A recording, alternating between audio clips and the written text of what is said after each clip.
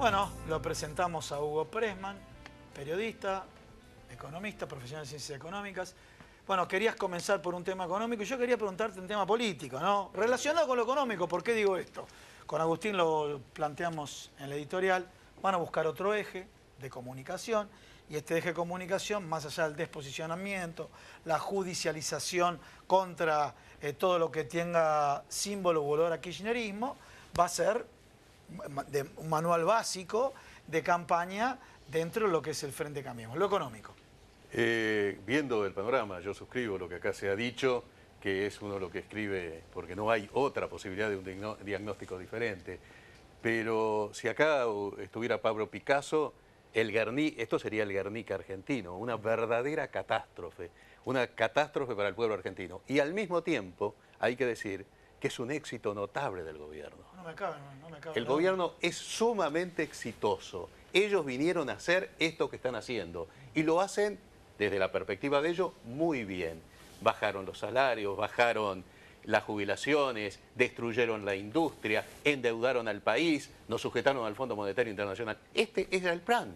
De manera que cuando la oposición, ingenuamente o porque no tiene otra alternativa, me refiero parte de la oposición, dice hay que cambiar el modelo, es una ingenuidad. Macri, en una de las pocas verdades, porque es un gobierno basado en la mentira, no es un gobierno que de pronto todo gobierno tiene un porcentaje de mentira.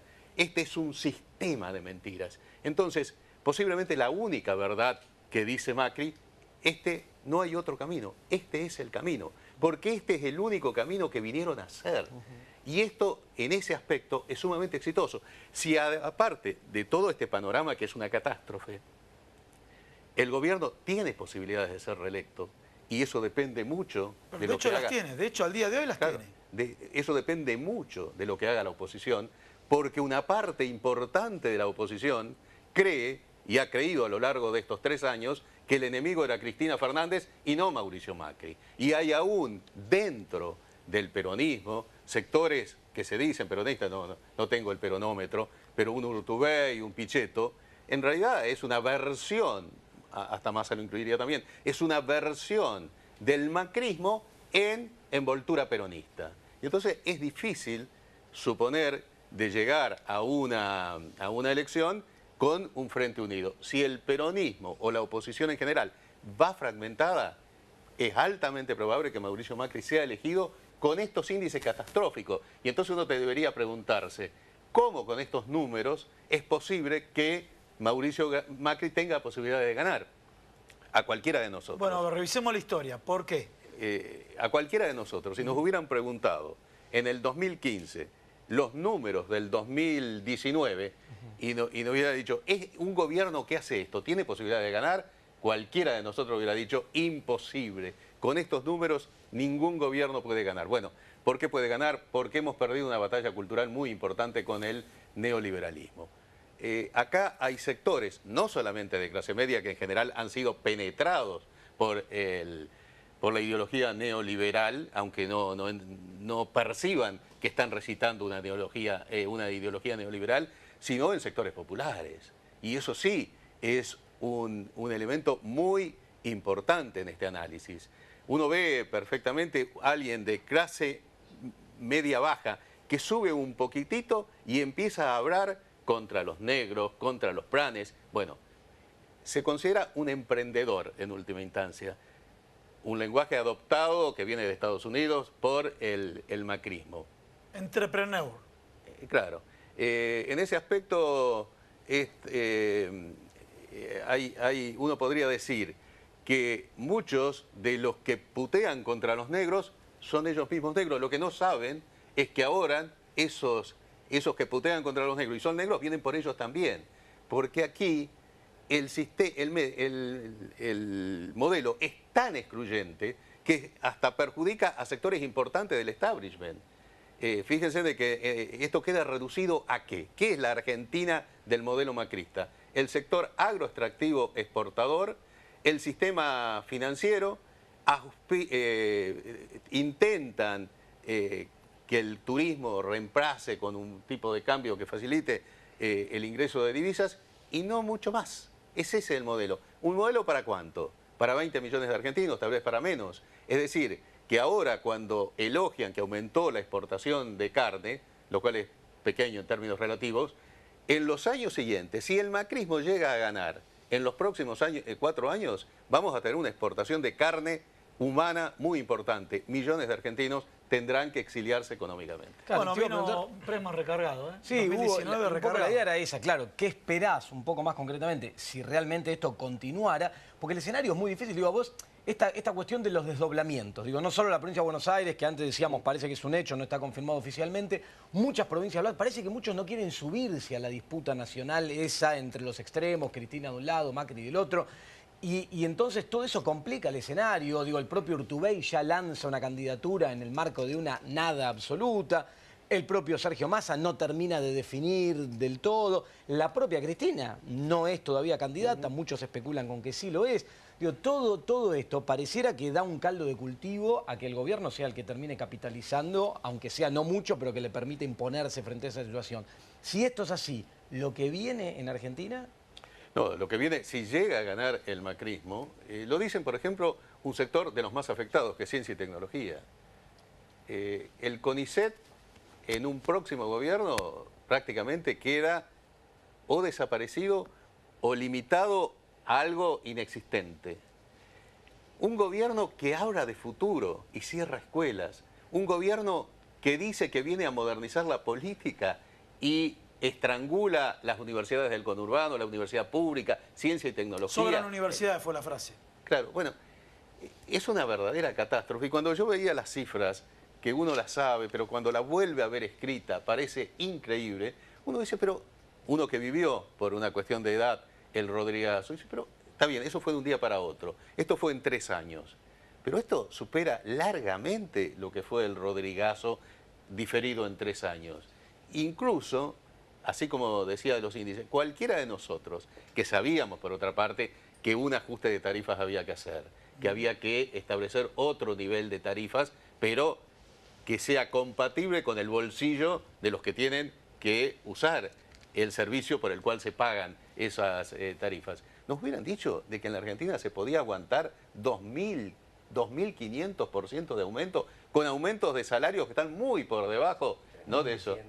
Bueno, claro. Basta con escucharlo a Lujovne, lo que dijo. Claro. Cada de oreja. Ningún gobierno hubiera podido hacer lo que estamos haciendo. Bueno, en ese aspecto yo creo de que se va incubando una olla a presión. Yo no ¿Vos sé. considerás eso? Pero vamos a ver, te cambio el eje. Sí. Pero sin embargo, hablaron de tarifas justo ambos, ¿no es cierto?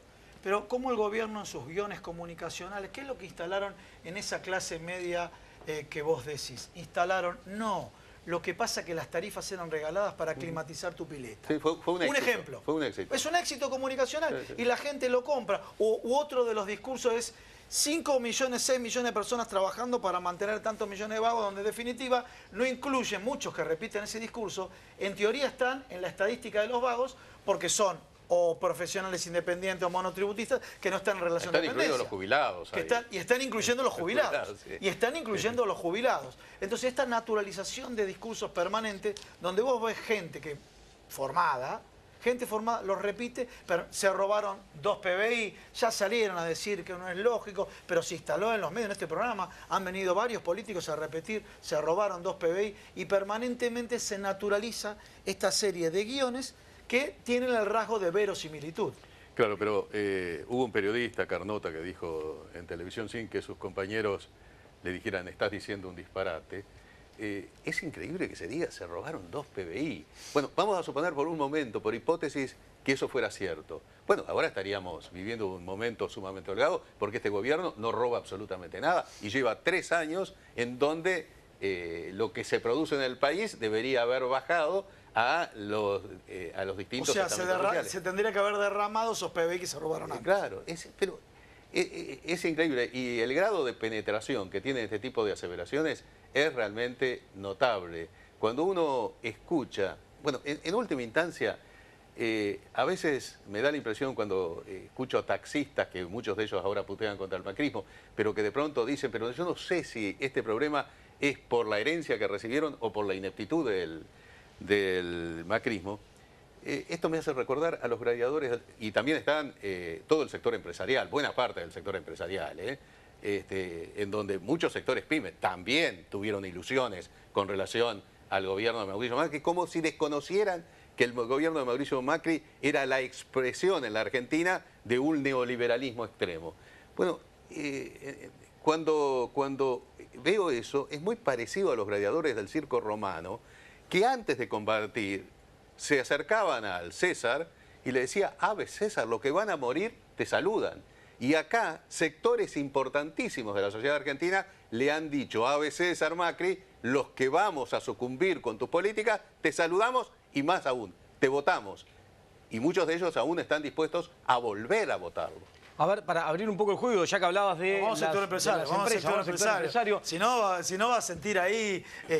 bueno, yo lo escucho atentamente. La realidad es que acá no podemos ponernos de acuerdo ni en un tema. Sí. Por ejemplo, la política PYME en Argentina, la clase política no se puede poner de acuerdo en un tema. Sí. Y pensar que es algo transversal a toda la sociedad. Damos el 70% del empleo privado de la Argentina y venimos sufriendo coletazos de hace 70 años. Entonces, el otro día yo estaba escuchando en una conferencia en Tierra del Fuego Industria 4.0, invitaron a la ministra de Industria de Cataluña y dijo: nosotros tuvimos una gran crisis, pero ¿qué hicimos? Nos pusimos todos de acuerdo en un tema. ¿Cuál era el tema? ¿Cómo hacer que Cataluña pueda exportar? Bueno, se pusieron de acuerdo en eso todos, los sindicatos, los empresarios, los pymes, los grandes, los políticos.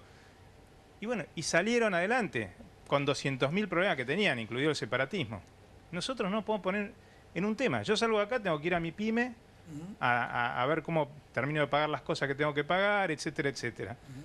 Es decir que la verdad que en el fondo de todo esto está bárbaro toda la discusión política, pero yo digo, ¿por qué no nos ponemos todos de acuerdo a trabajar en resolver un tema? Por ejemplo, una política que favorezca a las pymes o una política a favor de la exportación, porque en definitiva lo que tenemos que hacer es ver cómo empezamos a generar riqueza. No se trata de generar un Estado chico, sino un Estado fuerte, pero ese Estado fuerte tiene que estar sustentado por una economía fuerte donde podamos empezar a generar riqueza. Hasta ahora lo que estamos haciendo es, año tras año venimos para atrás. Yo te digo, esta crisis que estamos viviendo las pymes no viene de ahora, viene de 7 años. El 2015 tuvimos un empujón para arriba, pero venimos de 7 años bajando. Es decir que ahora peor, obviamente, no digo que estemos mejor, pero tenemos que buscar la fórmula de por lo menos consensuar un tema. Y acá da lo mismo el que invierte que el que compra dólares o LELIC. Los bancos se han llevado fortuna. ¿No? Pero casualmente vos como referente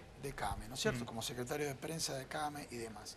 Viendo que se está moviendo el gobierno en un sentido contrafáctico. Y saco la ideología. Saco los neoliberales por un lado, los heterodoxos por el otro. En CAME tenemos todas las ideologías. Tenemos de izquierda, derecha, centro. Pero saco todas las ideologías. Pero vemos un Donald Trump, dice: no, me voy a cerrar. Y vemos un presidente Mauricio Macri, dice: no, abramos la competitividad. Ahora cambió la balanza y más por la devaluación, por la recesión, lo que fuere. Un Bolsonaro que gana en Brasil. Después tocamos Bolsonaro y el impacto que con los economistas. ¿Cómo va a impactar con nosotros? Y también? el impacto, bueno, y en el sector automotriz también, más las políticas proteccionistas y también, en términos internacionales, si yo tengo que ser Donald Trump, digo, el socio más importante es Brasil que Argentina. Bueno, pero, a ver, este tema, este escenario que se da, mientras que acá se abrieron las importaciones, Estados Unidos dice: no, voy a proteger la industria nacional. Estados Unidos hace planes específicos para reinstalar empresas que se fueron de Estados Unidos a otros países. Pero también, Gustavo, hay un tema. Estados Unidos es la principal economía del mundo. Sí. Ellos pueden darse el lujo, entre comillas, de hacer eso porque es el 50% o algo parecido a la economía mundial. Nosotros, de alguna manera, no existimos, somos el 0,3% del comercio mundial, si no llegamos ni al 1%. Es decir, de alguna manera nosotros para crecer, tenemos que crecer 70% consumo interno, pero tendríamos que, aunque sea, agarrar una colita del barrilete del mundo para sumarnos a eso. Y el otro tema, que todavía no se habla del tema, el famoso tema de la industria que se viene, de la tecnificación, de incorporar tecnología de punta para ser realmente competitivos en serio, a ver cómo empezamos. Nosotros tenemos en muchos sectores tecnología de hace 10 años, no 10 años, 10 veces menos productiva que la tecnología de punta. No 10 años atrás, 10 veces menos productiva. En sectores como la madera, en algunos sectores metalmecánicos. Tenemos que empezar a ver cómo empezamos realmente. Obviamente que el sector financiero es una pata importante porque sin financiación no se logra. Pero tenemos que empezar a ver cómo incorporamos tecnología de punta y desarrollamos tecnología de punta también en el país, por supuesto, para realmente empezar a pelear en las ligas mayores, porque si no, vamos... Bueno, pero con tasas de interés del 60%, No, es imposible, 70%. no, es imposible. Bueno, por eso, estamos de acuerdo. Me Pero das el pie y le abro un poco Sí. el juego a Julián en la visión de la economía. Porque el otro día escuchaba información, por ejemplo, del Ministerio de Dante Sica, de producción. Decía, no, estamos desarrollando un programa, me acordaba porque vos comentabas de esto, Argentina exporta. Entonces estamos viendo unas cuestiones que tienen que ver con promoción. Ahora, Fuimos uno mira invitados. el paraguas macro y uno dice, con las tasas de interés del 60%, con la presión sobre con todo el panorama macro, bueno, que los economistas están analizando. ¿Hay posibilidad de que este tipo de iniciativas puntuales tengan éxito o el paraguas te pone un techo a todo?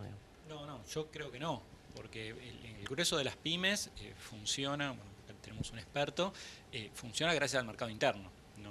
Su salida no es una plataforma exportadora. Argentina tampoco históricamente ha demostrado que los tipos de cambio alto generan por sí mismo un motor de crecimiento y de desarrollo para cambiar la tendencia del ciclo económico, por lo menos no en el corto plazo, no es que de golpe el salto del dólar a los 2-3 meses ya empieza a remontar las exportaciones. En todo caso, si se sostiene a lo largo de varios años, podría haberse logrado, pero sobre todo el efecto se logra, los altos ciclos de exportación en la Argentina se han logrado históricamente por la suba de los precios internacionales, no tanto por la competitividad interna. Y las exportaciones, en general, el tipo de cambio alto lo que suele hacer, sobre todo, es proteger al mercado interno. No funciona con la lógica de los manuales ortodoxos de los países centrales. Me parece que las lógicas tendrían que funcionar de una manera distinta a las políticas que está aplicando el gobierno, porque tendría que favorecer los eslabones de la cadena productiva, que eso es fundamental, que los está quebrando. Favorecer el financiamiento. Hoy el grueso de las pymes no se financian por el mercado financiero tradicional, sino que muchos se financian en cuevas. Entonces, si van a una cueva a descontar un cheque, que tienen que pagar tasas de 80, 90, incluso por arriba del 100%, eso es imposible. Por ejemplo, el Ahora 12, que es el programa oficial, si se quiere, más ambicioso y más agresivo en términos de financiarización de la cadena de consumo, cayó un 43%. O sea, y eso que tiene tasas no tan elevadas por fuera de las que paga el grueso de las pymes. Entonces, en esas condiciones, no hay pyme, no hay empresa, no hay industria que aguante. Realmente las condiciones no están dadas para eso. Pasamos Seguimos con Germán. con la Muy economía, bien. Germán. Tu Respecto punto de a vista. esto, o sea, generar capacidad exportadora, pero de manufacturas de origen industrial, no es algo que la sola evaluación vaya a hacer, ¿sí? Para eso necesitas una política económica orientada a la producción, y justamente eso no existe en la Argentina, y entonces, si vos tenés que el sector industrial argentino está más orientado al consumo interno, el único que va a exportar es aquel que ya tiene una capacidad exportadora, ¿sí? El que no tiene una capacidad exportadora lo que requiere es una inversión que no va a realizar en este contexto, donde, como decía Agustín, la capacidad instalada en Argentina, o sea, del sector industrial está usando apenas el 50% de su capacidad instalada, y con rubros de la industria con un uso mucho menor. Caso textil. Sí, y entonces el sector más dinámico en exportaciones en Argentina de manufactura de origen industrial es la industria automotriz. ¿Y cuál es su principal destino? Brasil. Entonces ahí habrá que ver qué pasa con Bolsonaro. Pregunta. ¿Sí?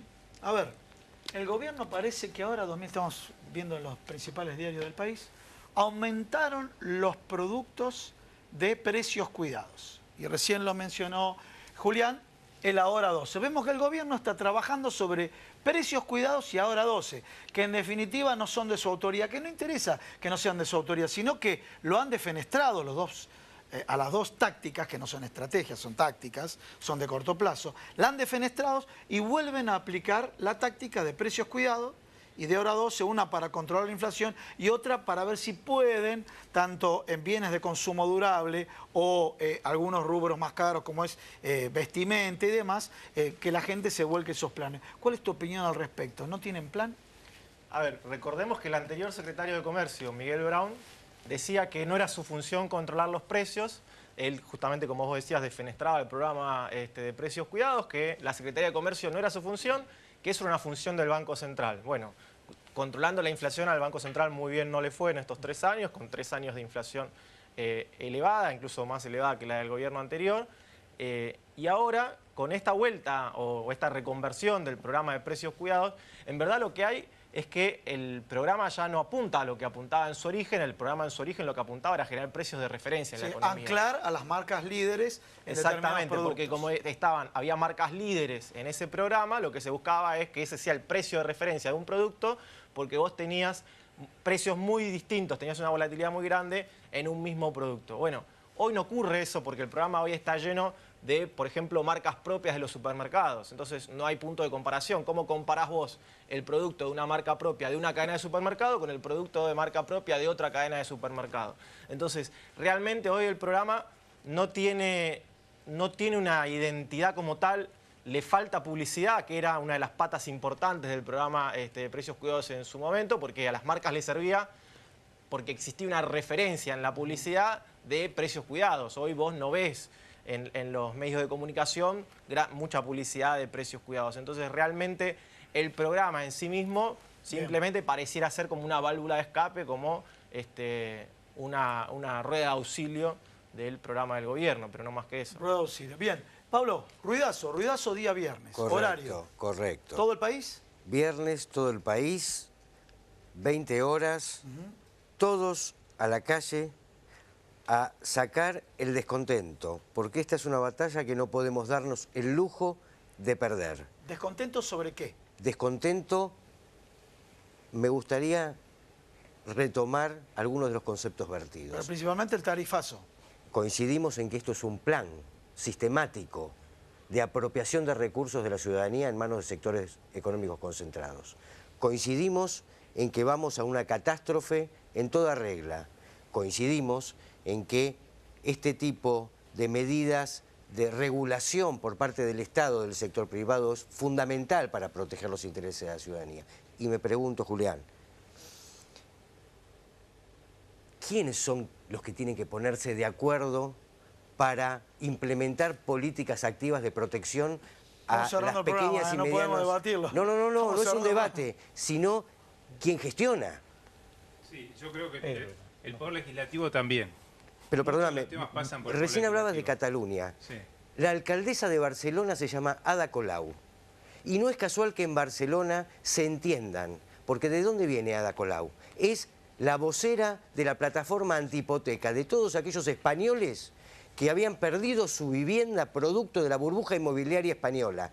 Tiene sensibilidad, sabe escuchar, protegió el interés de la ciudadanía cuando estaba más afectada. Y entonces es posible en ese marco encontrar un punto de confluencia. La pregunta es si no deberíamos repensar acá quiénes son nuestros representantes, asumir que deben tener una sensibilidad similar y entonces sí sentarnos todos en una mesa. Para eso está la elección decisiones. y ahí se vota y uno elige. Pero lo que digo es como argentinos empezar a pensar de esa manera. Empezar a pensar todos juntos en un proyecto país y por lo menos ponernos de acuerdo en un tema como hicieron los catalanes, en decir tenemos que salir al mundo a exportar. En este caso, no digo que eso sea nuestra receta. Pensemos cuál será. Nosotros, yo desde acá me digo, es las pymes, porque las pymes es un gran distribuidor social de riqueza y es un gran... Tenés que cerrar, así que cerrás vos. Las Cierra, tarifas Hugo. con las pymes las están destruyendo. Hugo Pressman. El tema de todos juntos no existe. Hay clases sociales, hay coaliciones, hay quien gobierna y hay un sector que siempre se va a oponer de acuerdo a una política u otra. Por eso esa aseveración todos juntos, la mayoría tenemos que ponernos de acuerdo. Hay sectores que no se van a poner nunca de acuerdo. Ese es un lugar común. Que es un lugar común A que ver, ¿quiénes implica son una esos frontera. para cerrar? Pero Son los además, grupos concentrados. Los industriales deben comprender que la historia del desarrollo económico del mundo, de Alemania, de Estados Unidos, de cualquier país, de China, es con proteccionismo. No un proteccionismo irracional. Hay que ir bajando ese proteccionismo. Que uno se vuelve librecampista cuando los otros ya no pueden competir con uno. Esto es tan elemental que sería bueno que los sectores industriales lo entiendan y tienen que apoyar gobiernos que los protejan. Si en este gobierno que abrió la importación en forma indiscriminada y consumó uno de los hechos que no tiene antecedentes en el mundo, que el que exporta puede no liquidar nunca las divisas. No, eso es una locura. Pero esto da para hablar mucho más, porque, Bueno. también nosotros competimos en el mundo con una mochila de 47 kilos, que es el 47% de impuestos que pagamos de cada 100 pesos que nos entran. Entonces es muy difícil, es decir, cuando vos decís protegemos, yo prefiero que me alivies un poquito lo que yo tengo, porque realmente es imposible competir con la mochila que tengo de carga impositiva. La carga impositiva en términos del PBI en el 2001 era el 17% y es el 33%. Sí, bueno, yo soy contador desde hace más de 40 años. Tenemos que ir cerrando, Se va de muchísimo en la Argentina. 400.000 Bueno, millones de dólares de argentinos en el exterior. Es la contracara de lo que te estoy diciendo. Bueno, no. Entonces, la presión fiscal en términos reales, no en términos... es mucho más baja. Bueno, es mucho más baja porque la evasión es gigantesca. ¿Por qué no cerramos? Tenemos que cerrar con una conclusión final. No obstante, acá mencionó de la carga impositiva, le creció la carga impositiva y paradójicamente cayó la recaudación en la FIP, ¿no? Lo que está marcando otro indicador peligroso a lo que decía a lo que decía Muiño, ¿no? Bueno, cerramos el tiempo. Sí, creo que a pesar de todo, uno no debe perder las expectativas, la esperanza y no ser acosado por el desaliento. Bien. En la Argentina es un país altamente movilizado, mucho más movilizado que la mayor parte de los países del mundo, y cada periodos de tiempos históricos, como el 45, el 69, el 2001, 2003, el 2001, se producen hechos que producen un clivaje en la historia. ¿Vos considerás, para hacer que puede haber un clivaje año 2019-2020? Yo no lo veo posible, pero tampoco lo descarto. Muy bien. Así cerramos el programa. Bueno, les agradecemos a todos haber estado acá esta noche. Bueno, se nos fue el tiempo, se hizo rápido esto y viene un 2019 que ya arrancamos cargado en materia económica, política, de todo. Así que bueno, todos van a estar invitados a lo largo del año y vamos a ir debatiendo todos estos temas en profundidad, que es lo que es necesario hacer acá en Argentina. Bueno, y nos vemos la semana que viene, que vamos a presentar una novedad, ¿no? La fórmula mágica que tiene el gobierno, el producto, esa poción mágica, el Naturol, cómo naturaliza todas las cuestiones anómalas. Lo vemos la semana que viene. Un aparato nuevo que tenemos acá en Economía 4D. No te lo pierdas la semana que viene. Chau, chau. Chau.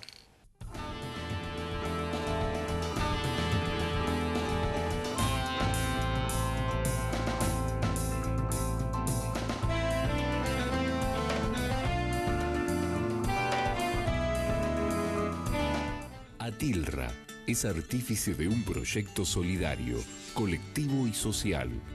Es una realidad que crece, se desarrolla, vive y se multiplica, pero sobre todo permanece en el tiempo. Atilra, más de 70 años sembrando de sueños el camino. Cuando la salud está en peligro, el único remedio es la justicia. Si en las provincias se derogan las leyes sanitarias, las farmacias de barrio pueden desaparecer. Decile no al monopolio. Es un mensaje de la Confederación Farmacéutica Argentina, a favor de la ley, a favor de la salud.